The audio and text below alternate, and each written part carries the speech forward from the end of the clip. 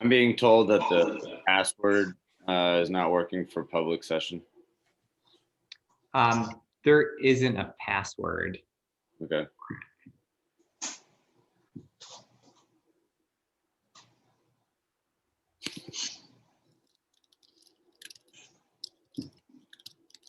Hayes just texted me asking me if I had problems. I told him he was in the executive session room. Yeah, he's signing on now.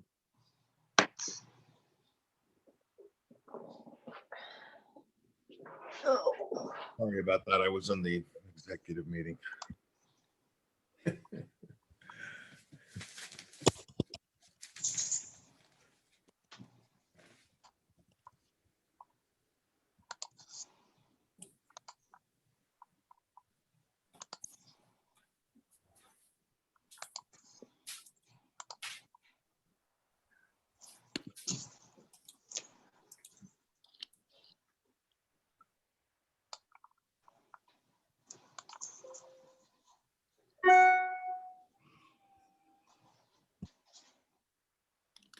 All right, I think we've got a quorum, so we will get started. We will call this meeting to order. It is 8:05 on April 15th, 2021. This is the monthly meeting of the Kingston Local Development Corporation. I appreciate everyone joining us today. This meeting is being recorded and will be posted on the City of Kingston YouTube channel, as well as on our website later this afternoon.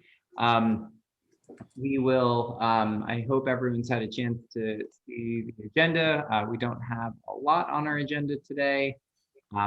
At this point, we don't have any council updates with our with George Redder, and so we you'll see he's not with us this morning.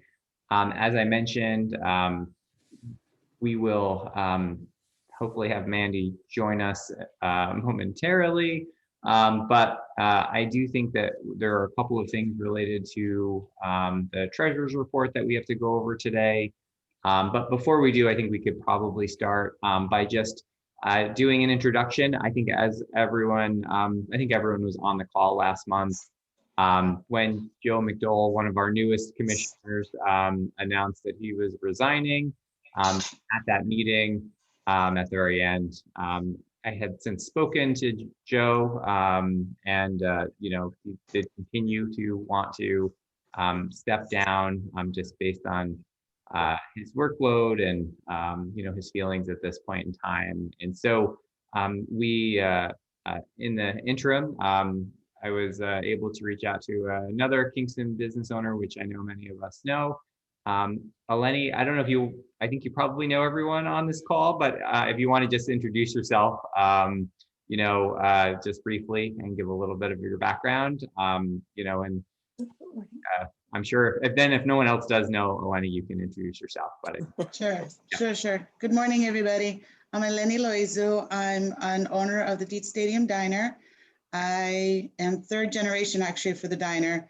Also former president of Cuba, currently president of People's Place for all my community service that I do in the community.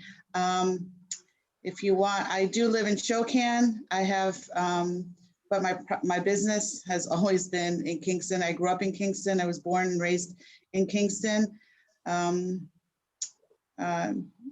Family-wise, I have 5 children, 2 sets of twins. I think everybody kind of knows who I am, ranging from 30 to 17. So thank you for having me on this board. Thank you. Thanks, Lenny. Appreciate your time, and we look forward to working with you. I know you're kind of getting up to speed on all of the work that the KLDC does, but I appreciate you being willing to commit to helping, you know, guide our organization with the rest of our board members. So welcome to the team. So up next, I think what we'll do is, if it's okay with everybody, I will take a motion to approve our previous minutes. That video is posted, like I mentioned, on our YouTube channel, and it's attached to our agenda that you can find on our city website. So do I have a motion to approve the minutes from our previous meeting on March 18th? Thank you, BA. Second with Hayes. All in favor on that? Aye. Aye. Any opposed? Okay, great. That passes. Thank you very much. And I think up next, BA, if you, I want to thank you for sending out the treasurer's update to us all yesterday. So do you want to just give us a treasurer's report? Sure. That'd be fine. Thank you. Eleni, I apologize. I didn't know you'd be joining us this morning, so I didn't have your email. I wasn't able to send that out to you. Hi. However, Yes. I'll just make sure going forward. Generally, I try and send out my notes the day or 2 days before our meetings, just so you have some information to take a look at. So I'll make Okay. sure that going forward, I'll have you included on the list. Welcome Thank on you. board. Thank you. Okay. Kind of some good news, I suppose. Nothing has changed in the negative. My report generally positive today. We continue to have 17 outstanding loans, principal balances right now at just about 500 and I'll get you an exact number, $581,000. We do continue to have one outstanding note that is in litigation. George has been working on that for about 1.5 years. Balance on that is $32,900. And as I said, that's one of those ongoing items that George monitors periodically. We will receive some income from that, although it is not something that is on a scheduled type receipt of funds. Last month, I had mentioned that there were two issues with loans from our COVID program of 1 year ago. Both of those notes are now current. There were payments that were made in the beginning of this month, so they are not reflected on the statement, which was page 2 of the items that I sent out to you, which was the roster of the outstanding notes that we have. But please be assured that everybody at this point is current and paying as agreed. I've not had a whole lot of activity so far this year as far as income is concerned. Approximately $5,600. Expenses $5,100, almost $5,200. So we are showing a very small net income year to date, $411. We do have invoices out for our rental or our lease arrangement with Arconic in the Kingston Business Park. They have been invoiced. We are awaiting their annual payment coming in. So that will add to that. Hopefully we will be receiving that within the next 30, perhaps 45 days. I've also given you an idea just where the bank balances are. We have shown an increase in bank balances from the end of December to the end of the first quarter, March 31st, show an increase of just over $100,000. And some of that is as much timing and billing. But again, we are trending upwards for the first quarter of the year. I have also just listed on the bottom of my first page to you, HUD notes, the 108 loans, what we do owe in repayment. Currently, we have a $500,000 balance outstanding to HUD. We have an interest payment that is still due for January. In conversation with Mandy, she has not received any invoicing statement from HUD, although I did get a note that upon her return, she was going to reach out to them and ultimately make that payment anyway, even without the invoice from them. But we do have an August payment coming due for $100,000. And then a little bit later in the financial statements, there is a breakout of the schedule of payments, but it is every year, August, $100,000. We do have a payment due in June, and I mentioned that on page 1, which is for approximately $47,000. That's the final payment to New York State DOT, and that'll complete paying our obligation to DOT for the construction of the road up and in and through the business park off Delaware Avenue.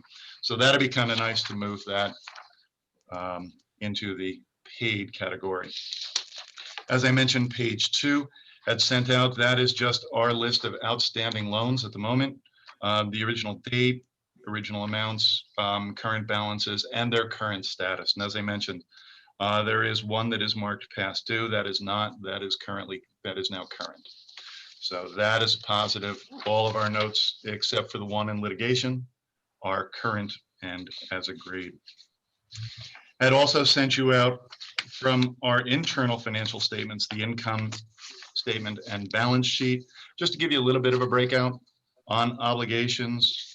The one thing that is a little bit odd, and it's something that Mandy and I will get together on when she gets back and settled, is on the top of the income statement, there doesn't show any interest posting for the month, and there is on the bank balances, but very minor adjustment. And that's something that we will address, as I said, once Mandy gets back in and settled into her office. And then the last page, and I know previous board members had asked for this, just an update on the business park itself. Generally try and offer this each and every quarter. Currently, we do not, as I said, we do not have the income coming in, the lease income from our client. So we are showing just a negative approximately $2,500 out right now in net income, but we are awaiting a $90,000 check coming in from our comic. So that's going to tip those scales in a very positive direction, hopefully within the next 30 to 45 days. I believe Mandy had sent out the report to the board and the financial statement, the audited financial statement from our CPA, Mastret, Manzanero, and Scott. Not sure if you had an opportunity to go through it, but I did want to just highlight some items in it. In the first document, which is the report to the board of directors on page 1, it just lists the scope of the audit and what the CPAs were looking at when they were coming in to audit the books for the KLDC. Looking at revenue, related receivables, payroll, related expenses, audit risk assessments, and any related party activity. And this is pretty consistent with the last 3 audit letters that they've submitted to us. That is their areas of emphasis, and that has not changed. Page 2 in their cover letter, they do specify in a little more detail what they were looking at. They do mention that no new accounting policies were adopted, and the existing policies the KLDC has in place have not changed for the year 2020. They did indicate one area of risk that they did look at, and that was accounting estimates. In particular, the estimates for loan loss reserves. And what they do mention is it's the most sensitive estimate affecting the financial statements. And as they call it, our estimate for allowance for bad debt. What they did say, though, is that the figure that we've set aside for bad debt is sufficient based on their overall review of our financial statements, and they do not have any additional concerns that we should be setting aside additional money for that. They do mention as far as any interactions, difficulties encountered, they had none. They indicated that it was a very smooth and a very positive operation working with Mandy and the management for KLDC. If there were any issues that did arise, they were addressed during the course of the audit. Any adjustments that needed to be made were made, as I said, during the course of the adjustment, during the course of the audit itself. Based on the scope, and I'm now looking at page 4 on their management letter, based on the scope of their audit, the comment that they do have, they did not identify any deficiencies in internal controls that they considered to be material weaknesses. And essentially what that means is that the operations of the KLDC are positive, that they did not find anything that caused a red flag on the CPA side based on the scope of their audit. They did have one comment, a best practice comment, and you can see that on page 4 at the bottom. And that references the COVID-19, the microloans that we had offered approximately a year and change ago. As it turns out, there was a calculation that was done incorrectly on the amortization of the monthly payments for the borrowers. And my understanding is it is approximately $78. If the borrower took it out to the full term of the note, they would overpay. that is something that Mandy and I are going to go backwards. We're going to relook at that calculation and see how do we make that adjustment. It may be something as involved as just creating a new note with a new amortization schedule, having the borrower sign that. But obviously, it was something that the auditors found. And as I said, they didn't make it an issue, but they did make it a comment under their best practices area. So it is something we are going to address, we are going to clean up, and we are going to work with our borrowers on that. The second packet that Mandy had sent out was the actual financial statements themselves. And again, on page 1, page 2, it goes into the management of the KLDC. It goes into the auditor's responsibilities, what they are looking at. This independent report, it is essentially the same cover letter and the same document that has been submitted. There is nothing from the CPA's side that has changed. They offer an opinion on page 2, and their comment is, in our opinion, the financial statements referred to above present fairly in all material respects the financial position of the City of Kingston Local Development Corp. So again, positive opinion from the CPAs, always a good to have. Goes into a little detail in the subsequent pages. Page 3, they reference that KLDC strictly adheres to the financial procedures and requirements, New York State General Municipal Law. So again, the practices that we have in place and that are followed by Mandy are adhering to New York State law. So again, no concerns there. They do reference a bit of a change in our position. They call it a net position, the difference between assets and liabilities. Our net position has grown by $18,900 in 2020. Again, a positive trend as opposed to going down. Page 4, you can just see a bit of a difference, changes in net position. If you get a chance to take a look at it, the one item that is the major differences in there from 2019 to 2020 is the bad debt recovery. Last year, obviously, George was able to recover approximately $25,000 on one item, a longstanding item, and that is reflected in the statement on the bottom of page 4. We did not have that in 2020, so you will see a little bit of a difference year to year in the numbers. The accountants do make a mention in here of economic factors. They do make a statement in there regarding COVID-19 and its impact on the economy in general and a potential impact on the KLDC. They do make a note that it is recognized, it is understood, but with the allowance for loan losses that we currently have in place, the CPAs do believe that we are sufficiently protected. The subsequent pages are essentially the notes to the financial statement. Again, what the CPAs are looking at, what they describe the various sections as, what they do include. Pages 6 through 9, again, a restatement of income, of assets and liabilities. And as I mentioned earlier on page 13, the loans payable, you can see just a schedule over the next couple of years for the HUD loans, what our payments are. We do conclude in the year 2025, and then we will have satisfied the payback requirements to the feds for the money that was borrowed approximately 10 years ago. So positives across the board. No real concerns other than a calculation error on those COVID notes. And that is something that we will be addressing with the individual borrowers.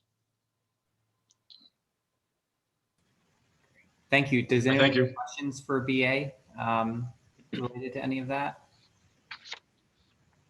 Well, I just want to say, BA, thank you. I know that you and Mandy work together really well to be able to make sure that we can have an audit like we just did that turns out so well. And so thank you for your assistance and Mandy's hard work on making sure that all of our financials are able to be audited in such a efficient way. And I think that really does help make sure that there are no audit findings because we're doing everything that we can upfront, in preparation. I would also like to say thank you to Mandy. I know each of us as board members have different interactions, but with the financial statements, I'm very fortunate if I need information, she's able to provide it. And as you said, that puts us in a good position when the auditors come in and we're able to report back to the full board that things are moving in a good direction. Our outside oversight looks at our activities, our numbers, and they're comfortable with them also. So, thank you all. So I think at this point, anyone else have any questions? If not, I would ask that, we have a motion to approve the treasurer's report, but to also accept the audit, I think would be appropriate, at this time. Make a motion that we accept it. And it was a good summary, BA. Thanks, Glenn. I think I saw Paul or Pat as a second. We'll do Pat as a second. All in favor on that? Aye. Any opposed? Okay, great. Well, thank you all very much for that. Going to old business. I guess going to new business. I don't know if we had anything today under new business. Does anyone else have anything under new business that they wanted to bring up at this point? Okay.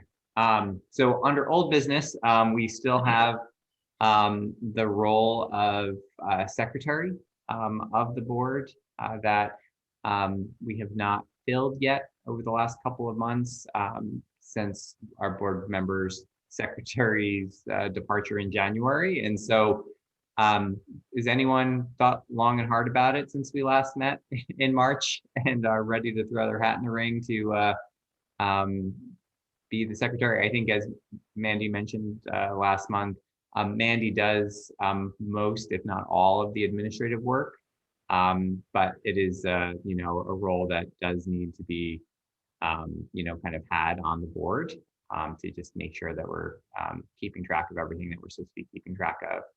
So any interest out there at this point for the next go round? It wouldn't really be fair to throw Eleni under the bus on our first meeting, would it? A little bit, Steve. So, we are missing Al Tindall today, and so maybe Al was wanting to tell us, but he just couldn't be here today. So I can, I may just do some direct outreach, over the next couple of weeks to have some conversations with some of you to see if I can pry it out of one of you. So I won't put you on the spot right now anymore, but we do have to fill that position at some point. All right. So moving on to our next and I believe last item on our agenda today is legal representation for the KLDC for kind of our acquisition and disposition work that may be upon us. As all of you know, I think at this point, over the last month, we reviewed a variety of resumes and bios of a variety of potential legal representatives to help counsel us. We narrowed that down to 2 individuals. We had kind of open interviews with those 2 individuals a few weeks ago. We had a good showing of board members. Not everyone attended, but a good group of folks attended one or both of the interviews. We had since done a conflict check to make sure that neither of these firms or individuals had direct conflicts of interest. And at this point, neither firm believes or individuals believe that they have a conflict. And I think that was shared with all of the board. We were able to receive rates of pay, or I guess fee, our fee for each of them. We received that. I think all of that's been sent to all of you as well. And so now I think it's time for the board to discuss and choose one. I think that's where we are in this process. I think it's clear that we want legal advice in this, redevelopment project that is, coming our way. And so I'll give you my feedback, and then, I think we can kind of go around the room, and at some point, we'll entertain some motions. My sense is that, I would be interested in a motion to hire Bob Ryan. My reasons for that was that I think that Mr. Ryan had, really extensive economic development experience, and spent, over a decade working, for the state, for the types of organizations that may be overseeing, our type of work. So very intimately knowledgeable about kind of the that world, but also now on the kind of private side, has spent a large amount of time directly advising local development corporations on how to do redevelopment projects and how to be able to move forward, with these projects. And so I think that was that's what came to me out of the interviews and out of reviewing the bios and the experience and the relevant history. I think that both lawyers were great, but I do think that that's what kind of put him just slightly ahead of the other candidate. And so that's my 2 cents. I'm happy to open the floor up to any other board members that want to share their thoughts. I saw Hayes first. I was at both interviews, and I think we'd be adequately served by either candidate. I agree with the mayor. I would give the edge to Bob Ryan for the reasons you stated, mostly experience, but I'm also comforted by the fact of the proximity of Harris Beach, which is located in Albany. I think we're going to be needing some in-person presence more than we think, being in Albany versus Syracuse. I also like the fact that, Harris Beach not only has expertise in LDC matters and transactions with LDCs, but also has a very deep bench in a litigation department that also has experience around that. So for those reasons, I concur. My preference would be for Bob Ryan and Harris Beach. I think I saw Jimmy's hand up. Go next. Yeah. Thank you, Mayor. I agree with both of you as well, but I do have one question as far as the hourly rate. I think, could we get some sort of an estimate cost from start to finish as opposed to an hourly? Because someone who charges less per hour could charge more hours, right? So I don't know if there's, some sort of an estimate cost from start to finish as opposed to the hourly. Yeah, so we, I think, kind of touched on that with both of the candidates a little bit. And I think that the sense is that being that we don't exactly know yet what we're going to ask of them, it's really hard for them to give us how much this will cost us. But they did say one of the things that we may want to consider is that if we have fees directly related to the redevelopment, is that many LDCs actually transfer those costs onto the developers. And so that's something for us to look at going forward, because then it's really, however complicated the matter is, it may cost more, but those costs would then be passed on, where at this point, they could give us maybe an estimate on what it would cost to be able to, review all of our bylaws, review our charter, review the applicable rules and regulations. But there was really no one wanted to pinpoint, this is a $10,000, agreement versus a, a $20,000 agreement. Mm-hmm. Okay. Yeah. Paul? Just a point of order.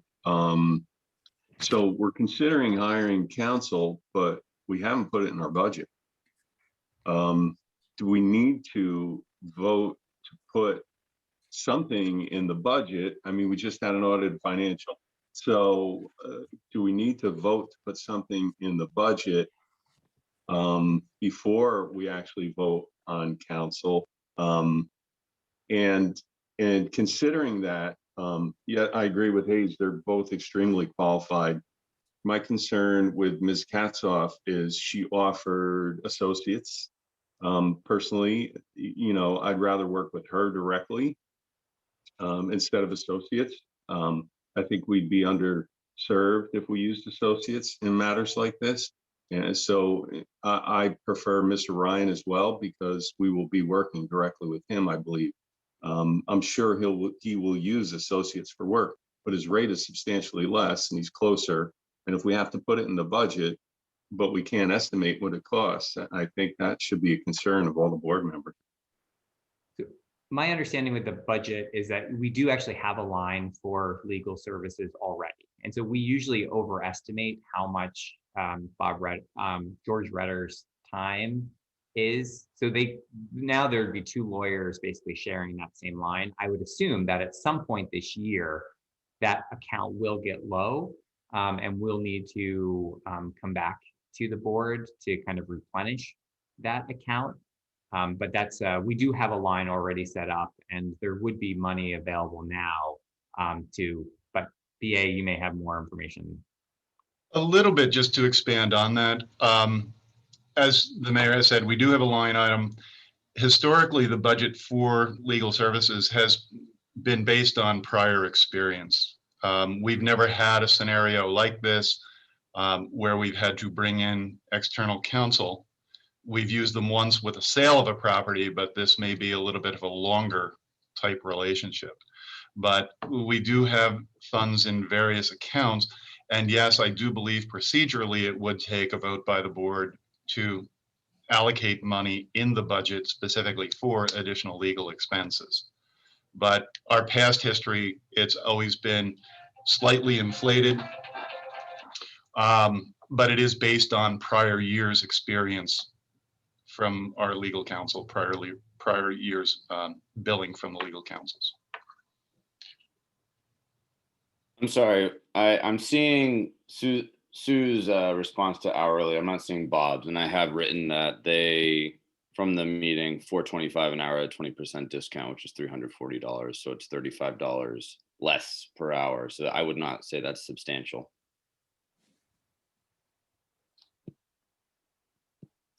Yeah, I don't know. I mean, I didn't use the word substantial. Maybe somebody else did, but I do think that the one difference is also, Sue said she would be leading the engagement with the support of her team, which is, I assume, how any legal firm would operate in these circumstances.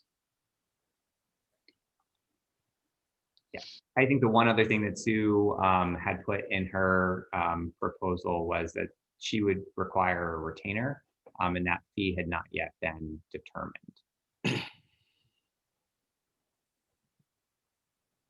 I suppose I'll use this opportunity to express my concern related to working with Bob. It seems that he is the attorney for the job that's been done and will continue to be done for boards and county offices that have been operating in these terms, in these ways for many years. Sue to me seemed to be whip smart, ability to understand complex situations and to think outside the box, which I did not get from Bob in any way. My concern with this legal representation is that we are facing potential litigation based on issues that this board and probably this county and hasn't seen before. And in that conversation with Sue, I brought my concerns about potential conflicts of interest, and she took that very seriously. In conclusion, for me, Sue seems like the person who's going to actually ensure that the interests of this board are met and that the work is done correctly above board, while Bob seems to be middle of the road, placid apologist, someone who would not look out for what I believe to be our best interest as board members of the KLDC. So I'll just say that and leave it there. Glenn? I thought Sue was outstanding. She was more wide-ranging.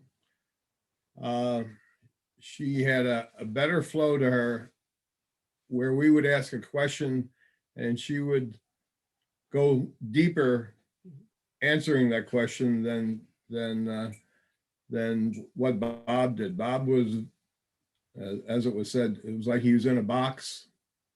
Another point is, I think the farther we can get away from Ulster County and Orange County and Dutchess County by representation, Albany is literally next door. I think we need to get out of the area for representation. I showed significantly that in Dutchess County, there is a relationship, although it be a past relationship. I didn't say much. I just accepted what was said about the rebuttal. But in those minutes of the meeting, I didn't go into the minutes of the meeting on that December 12th, 2018. But if somebody does, there's other discussion that we didn't discuss that I didn't feel was necessary. But there has been direct contact between Harris Beach and the IDA,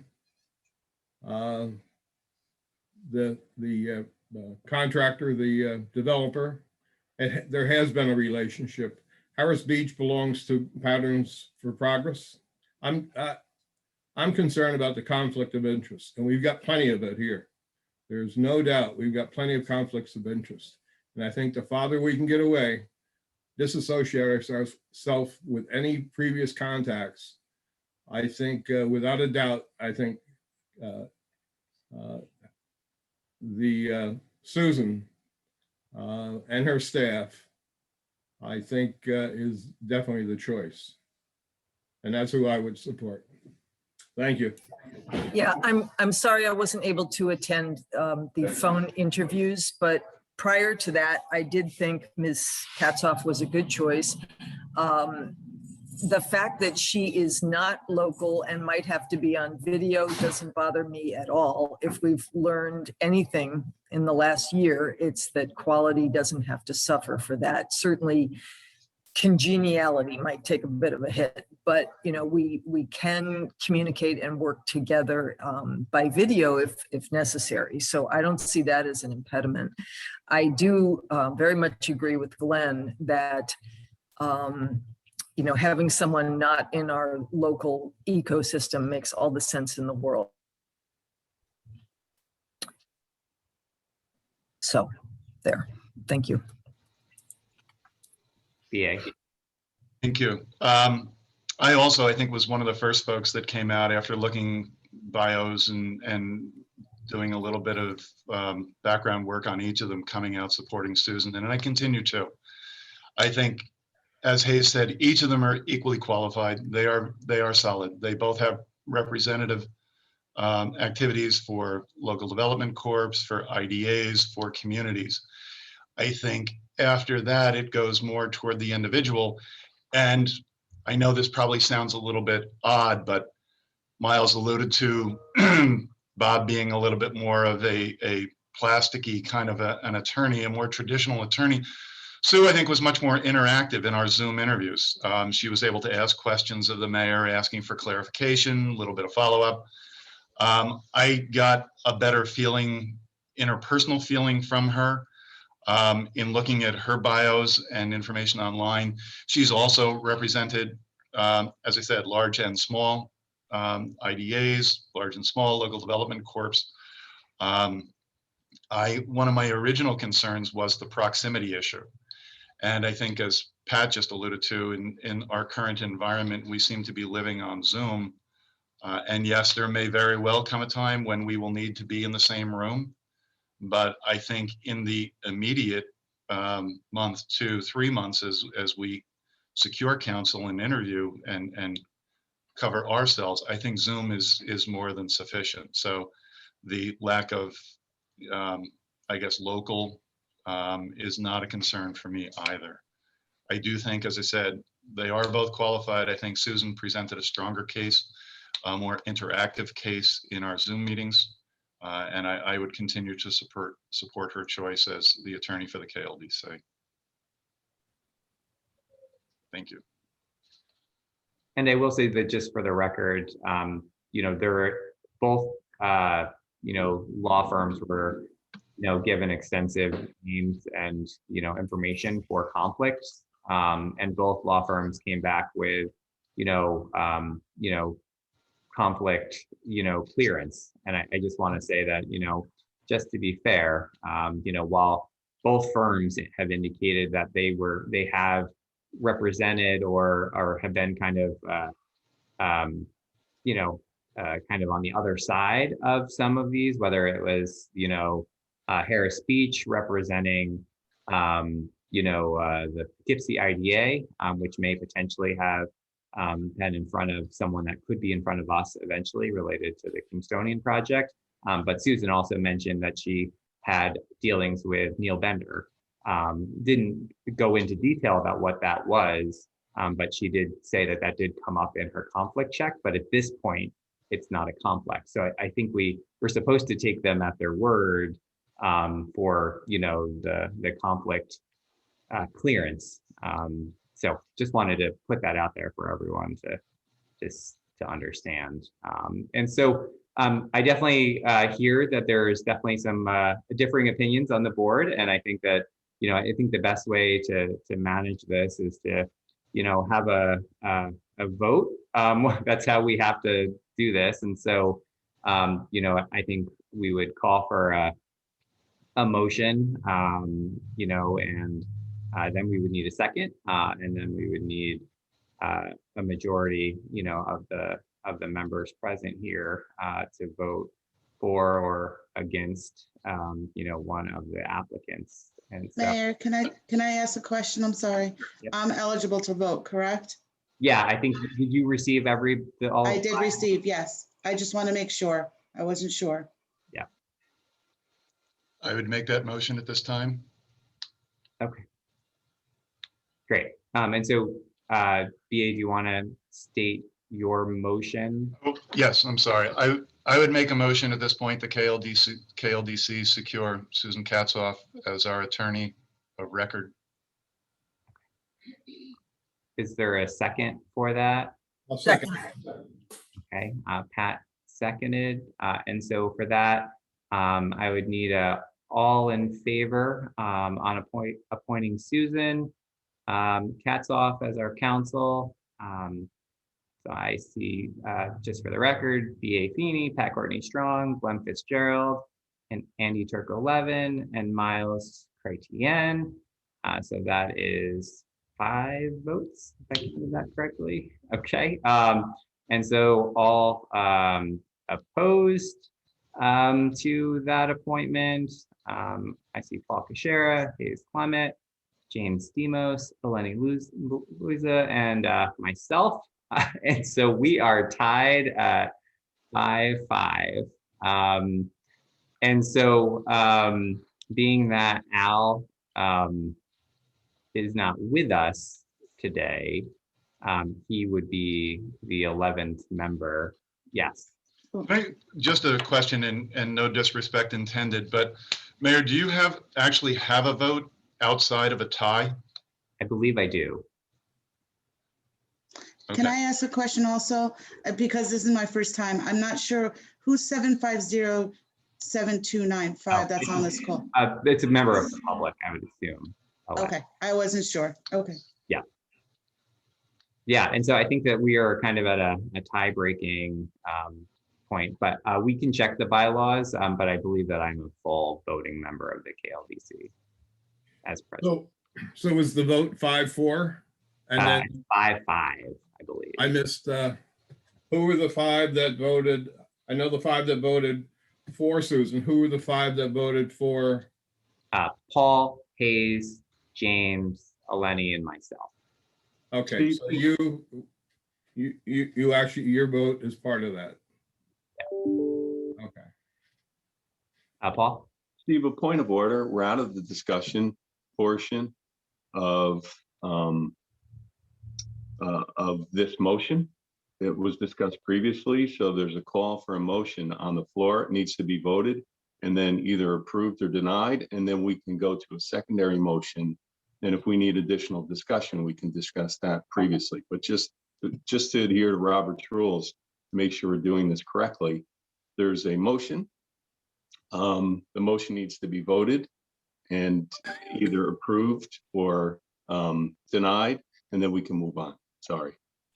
Yeah, and I guess in this point, because we are an uneven group of people right now, that motion to, make a decision ended up as a tie.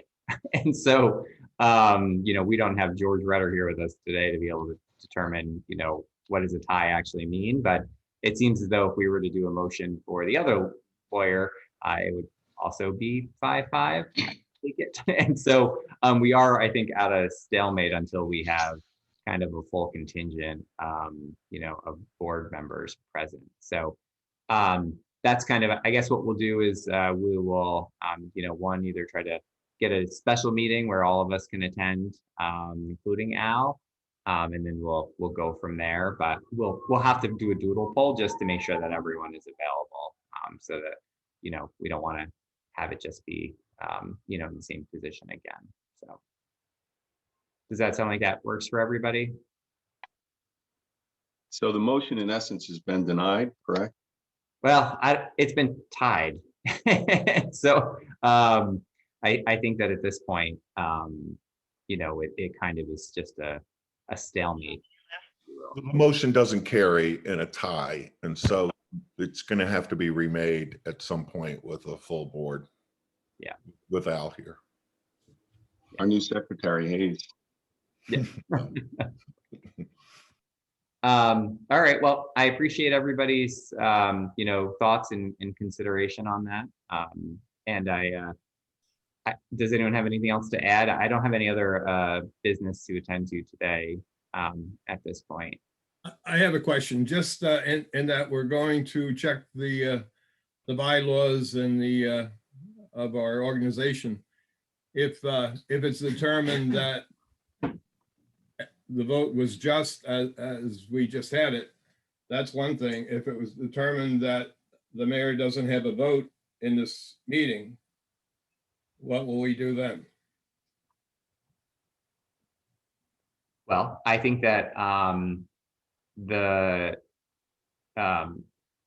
vote and motion could be remade and voted on, time. But Steve, what do we need to carry this motion? How many votes do we need to carry this motion? It would look like we have an 11-member board. Stop, guys. Majority rules. So if we have 10 people present, it would need to be 6-4, basically. It would need to be 6, right? Yes. Correct? Yeah. Yeah. So the motion is not carried. I'm not seeing anywhere in the bylaws specific outline on voting and who votes. And I was trying to read, Steve, your line, and it just says that you are the president of the board. Your powers shall be the mayor of the city and act as chief executive officer of the corporation, and generally manage and supervise affairs of the corporation. But it really doesn't say in a couple of different places the members of what their voting right is. So I would think you'd have to look at the general scope of when it says being president and what the president's roles are, I guess, because it's not outlined in our bylaws.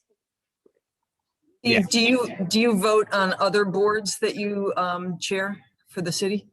Water board or? Yeah, I don't chair the water board, but I do get a vote on the water board. Yeah, it's one of those. I would think that my sense is that if the mayor didn't get a vote on the board, it would state that under membership. No,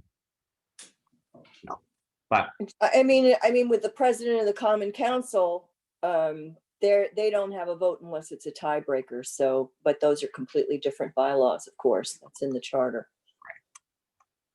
But it would be I guess you'd have to look at interpretation for that, but it really doesn't outline. Right. Yeah, and actually one of the things that came up and, it was unclear until really reading the bylaws a little bit early, but we also do allow proxy voting, which is not really very standard amongst public boards. So.